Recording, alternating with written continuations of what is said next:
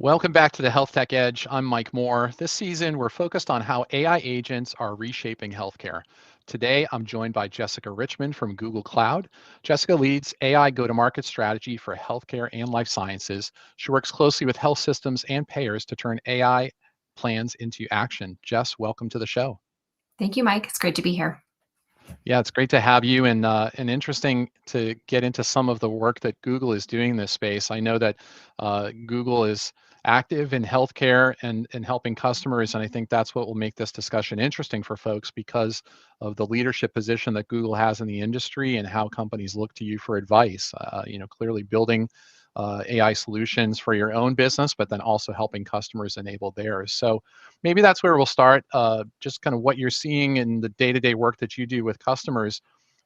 What are some of the top problems that they come to Google with and say they'd like some help solving? Sure. This is a really exciting place to be right now. And all of our healthcare providers, payers, life sciences customers are all thinking about and working actively in AI. I think some of the really interesting places that we're having conversations and driving strategy as well as agent development is around these theories of how are we going to increase the patient experience and how do we elevate providers to the peak of their license. That's something we talk a lot about here at Google and are working with our customers to do. So a lot of our time is spent on the strategy of what are the areas that we can optimize the patient experience, taking a hard look also at revenue. So it's important that we drive not just a better patient experience, but also that we're looking at real revenue generation or cost savings so that can be refunneled back into the business to support patient care. So that's where we're spending the majority of our time right now, and we're seeing the most interesting use cases. Yeah, and I think that's a theme we've heard from some other guests on the show as well. Just there's such a tremendous opportunity, but a lot of the focus really is, the healthcare industry has many challenges, but among them, what many look after is that kind of the experience not only for patients or health plan members, but of the staff that work in the business and the burnout. I think COVID obviously was an incredibly difficult time for everyone globally, but especially those clinicians on the front line. But this focus on helping them work at the top of their license is really key, I think, and seeing what administrative matters we can take away or simplify from their experience so that they really spend the majority of their time focused on patients and members, which I know is so important. Um, so there's a lot of stuff out in the media right now, kind of the bright and shiny use cases that everybody gets excited about. How are some of the leading healthcare organizations that you work with thinking about platforms and also governance? Because we can't take AI lightly and just kind of let it go in healthcare, right? There literally are life and death implications to the work that it does. So how are some of your customers approaching this? Absolutely. It's a great question. And last year, it was really the year of looking at use cases and use cases almost exclusively. And what we're finding this year, even in Q1 of this year, is some of our customers and the work that we're doing, there's not just a handful of use cases, there's sometimes 50, 60, 100, or hundreds of use cases for how they can improve their business, patient experience, and also manage the revenue lifecycle. So, what's really, really important now is time to market and looking at that platform and governance approach. So, how can we solve the challenges around enterprise efficiency? How do we solve the challenges around governance? And how do we make sure that there are secure platforms so that when there is an idea for an agent, it can be developed very quickly and it can be deployed to the right people at the right time with a high level of confidence for security? And that's where our agent space platform comes into play.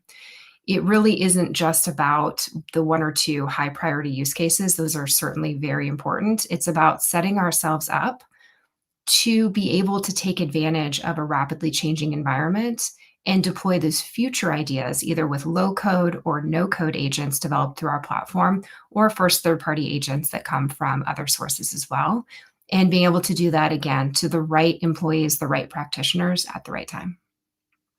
Yeah, and I think you're in a really unique position as Google because you are a platform company, right? You can certainly put all the foundation elements in place on which customers can build. You also have a tremendous partner ecosystem as well, both ISVs and system integrator development partners, right, that can create solutions on top of all of that. when you think about kind of the products that are available at Google and how you put these pieces together, how's Google thinking about what they build versus what they enable from a customer and partner point of view? All right, great question. So, this is really important. We believe that having a platform that supports the models that we develop, the agents that we develop, the agents that our customers are going to develop, as well as third party agents that come from other areas of the market is incredibly important. So, our focus is on making sure that Agent Space as a platform is providing the governance and security and accessibility for those experiences, the ones that we know are coming in the next 6 months and the ones that we anticipate coming in the next 12 months, and the rapid growth that we expect to come from the agentic experiences that our providers will need to better support patients moving forward. Yeah, I think that's one of the things that's really interesting to me about agent space and kind of what Google has delivered is that you've put a front end out there that can be used both for Google-based solutions as well as third-party, ISV solutions or things that have been created by the customers themselves, right? But from an end user experience standpoint, it gives you a framework to snap into and make those experiences have some place that they live, right? And the ability for those to interact, as you talked about with the agent to agent standards that Google has helped develop and put into the industry. That's another, I think, from an industry leadership point of view, it's helpful when the bigger players like Google help establish those industry standards to let others then kind of plug in and map to it so we can have collaboration because it's very rare that we see customers with simply one technology stack, right? They're always trying to integrate multiple technologies. That's absolutely correct. And we envision that complexity to increase, not decrease. And the challenge of managing point solutions is a real challenge, especially for large healthcare providers. And that's one that we're heavily focused on solving with Agent Space. And again, it's about the knowledge workers, the frontline workers, clinical, administrative workers. The more time they can spend serving patients, the better. The faster we can serve up information and provide these agents to them in a safe and secure way, the more they're focused on the heart of the business, serving patients and providing top quality healthcare in this country. Yeah, and that's a great transition, I think, to the next question I was thinking, which is, what are some of those use cases, right? Like we talked about kind of the foundational pieces in the governance model and the agent space in terms of how to deliver, but in terms of where your customers are tending to focus right now, what are some of the things that they're finding of great value and that, are things they can prioritize and work on now? Sure. Some of the areas that we're doing a ton of work on is how are things like claims managed? How are they processed? How are they prepared? How do we get more efficient at doing that? How do we leverage agents to streamline that process and decrease the churn that historically has occurred within the community? Another area is looking at how can we access data from a variety of sources and serve that up in an actionable way to help providers or administrators better serve customers and patients.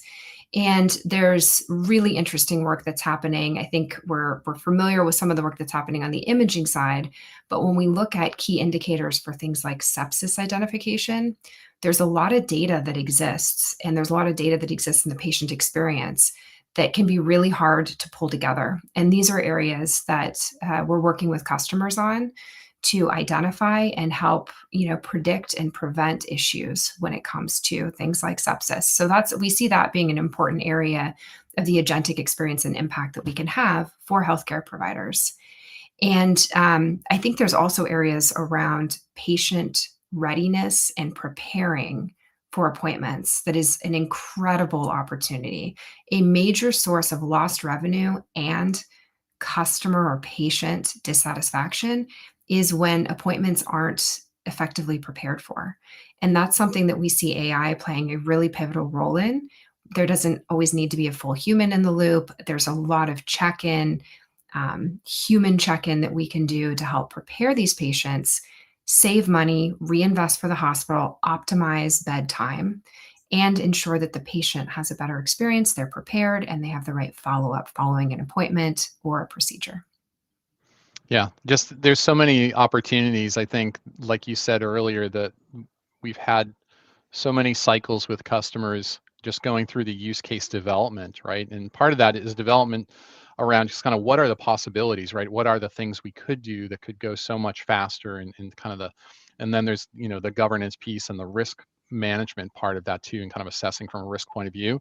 And then like, how hard is this stuff to build? What's the value of it, and what's the return on investment? This could, many factors, I think, that challenge healthcare organizations with looking at this tremendous opportunity. So when you think about customers who are stuck, maybe they get stuck in that, right? Like, Jess, there's so much on the table here in front of us, we don't really know where to go first. What's the advice that you give them about how to get unstuck in those situations? Yeah, so prepare for scale. Prepare for the reality of scale and the pace that you are going to need to keep up with.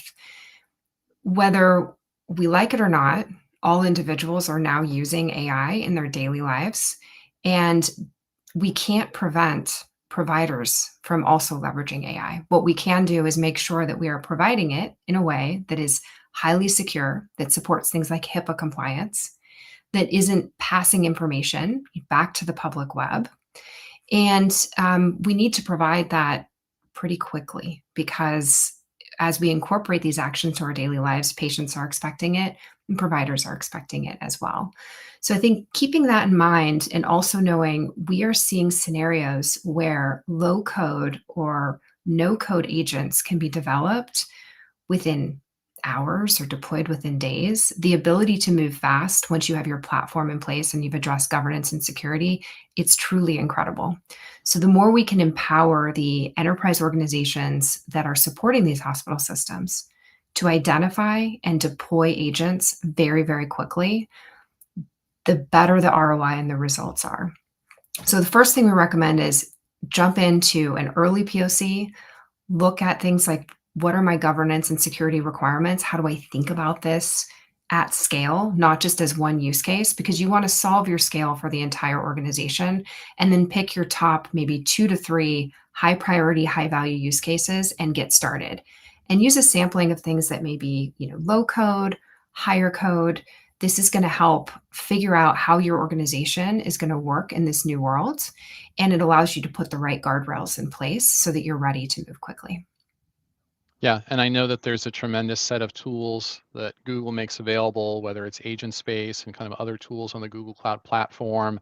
There's partners, Productive Edge. We get involved in a lot of this work with customers where we'll do kind of our AI action planning workshop and kind of get, everything out and put everything up on a Miro board and prioritize the sticky notes and all that. But then pull out of that, like, where can we go, right? Or like, let's rapidly, test some of these ideas and see. But I would love the advice about thinking about scale, because what if it takes off? Now all of a sudden trying to put the governance, the PHI data protection, the monitoring, the observability, all those kind of elements in place.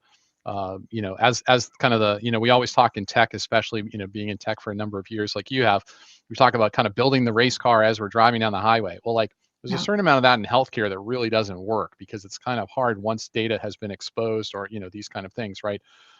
We worry a lot about, are people being treated fairly by AI, right? Based on gender or race or socioeconomic, social determinants of health elements, all these other kind of things, right? Like, having all the tracking elements in place so we can monitor those things as we're getting an application off the ground is so key. So there's definitely some experimentation phase work that can be done, but once we start doing real things and preparing for scale and doing that in a responsible AI mindset, are so important.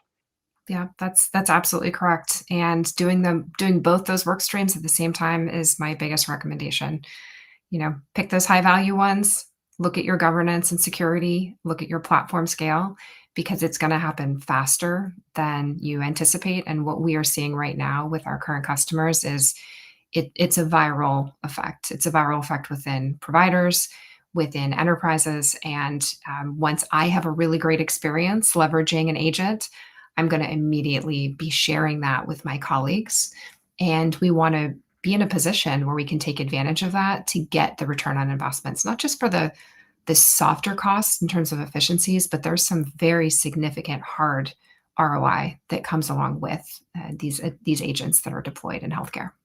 Oh yeah, and yeah, we've seen a lot of success in the organizations when either we or they are using some of these low code or no code tools to go rapidly prototype something, so they have a visual concept to show, and then that virality, like you talked about, just kind of takes off, because seeing is believing. It's kind of like, if you've ever uh, built a house, right?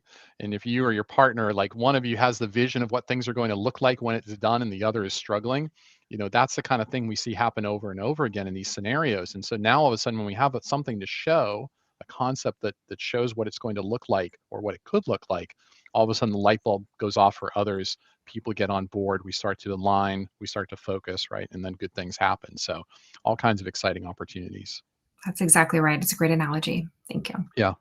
Excellent. Well, thanks, Jess, for joining us today. Great insights as always, and we're excited about the work that we do with Google and that you're doing with customers in healthcare. We'll include some resources in the show notes so people have some links to follow if they want to check out and learn more.